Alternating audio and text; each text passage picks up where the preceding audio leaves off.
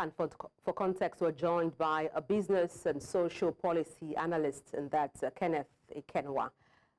Good afternoon. Glad to have you join me on the news.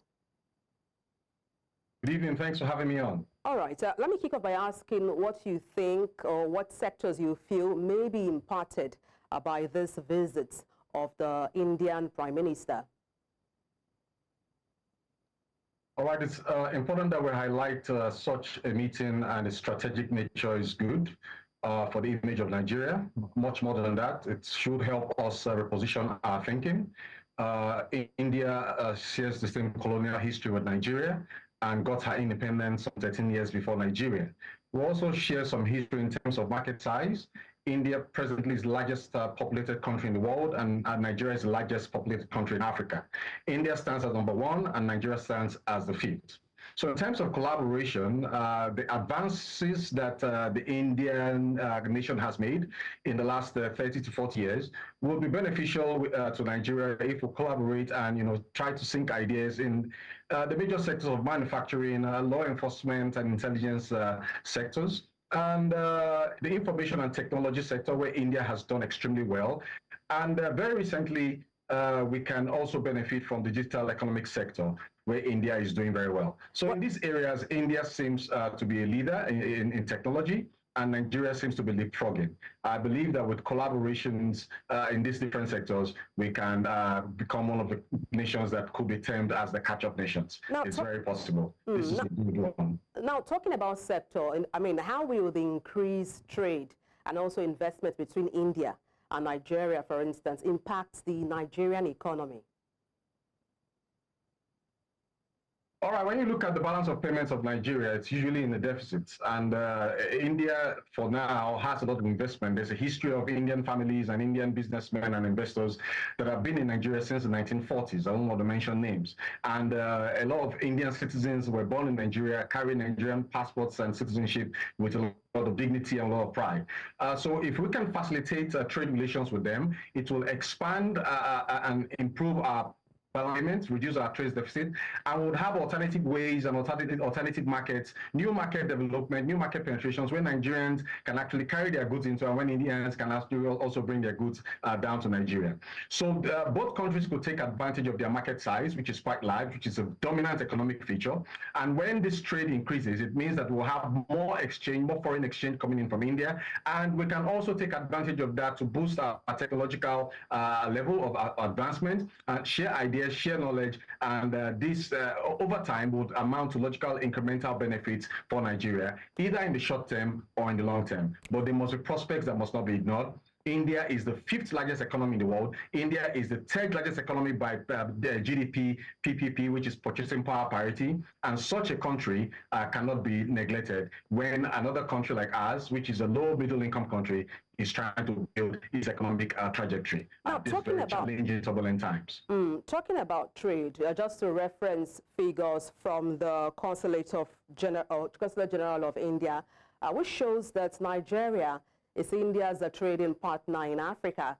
Now, talking about trade, beyond oil, what can India benefit from Nigeria?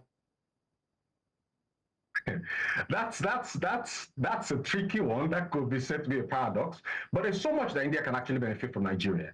Nigeria is the 6th largest oil exporter, and so we seem to have gone into the oil business before India. India, too, has gained some stride in terms of crude exportation, crude exploration.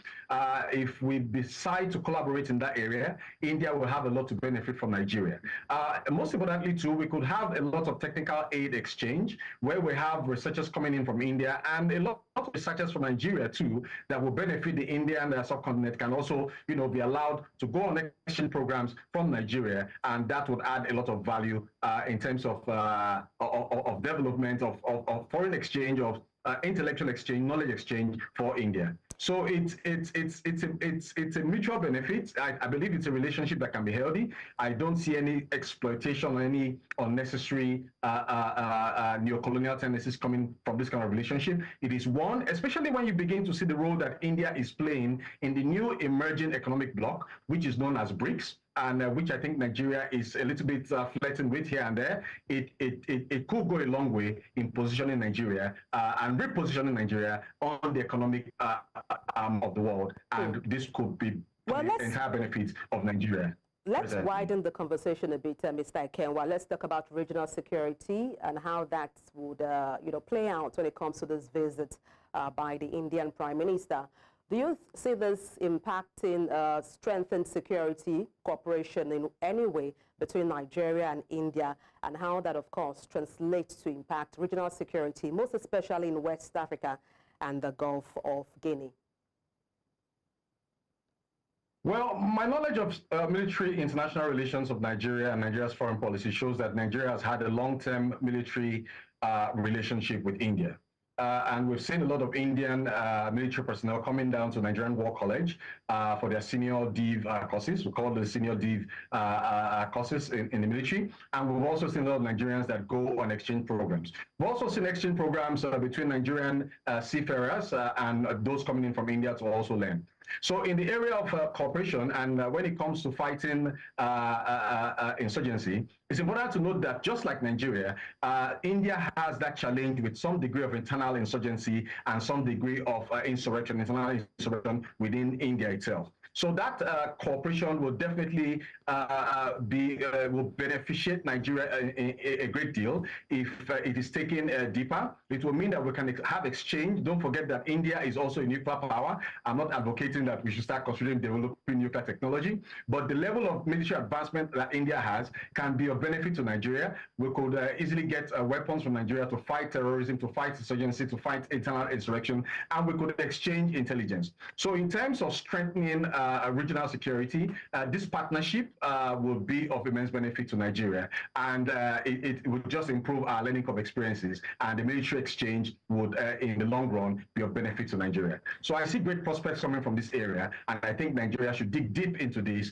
and rather than going to other countries that are usually reluctant to offering a lending or to offering and lending a helping hand to Nigeria, India may just be the one that may be there for us when we knock on that door of help. Well, thank you so much for your time on the news. Kenneth Ikenwa, business and social policy analyst. Many thanks indeed.